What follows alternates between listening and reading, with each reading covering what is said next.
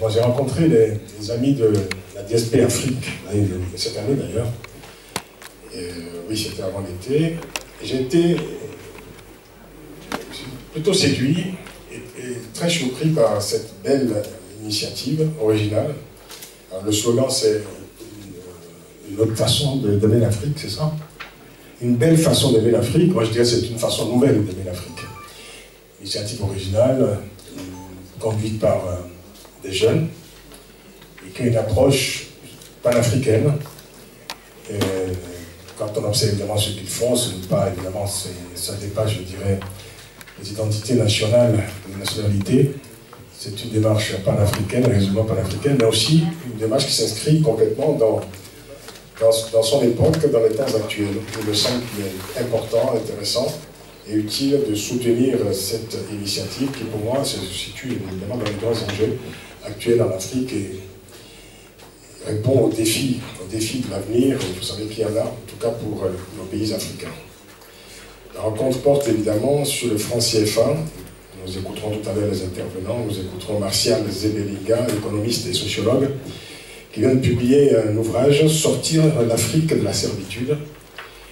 Et le mot servitude est d'autant plus important, sera certainement au centre de cette rencontre, parce que je me souviens, il y a quelques années, certains qualifiaient le CFA d'arme de servitude massive. En tout cas, pour une certaine opinion, qui est, je pense, la plus importante, majoritaire en tout cas, le CFA reste un vestige colonial, une sorte d'anomalie comme ça. Et ce lien très particulier entre la France et l'Afrique est tout à fait unique dans l'histoire des relations internationales. On en parlera tout à l'heure, bien entendu.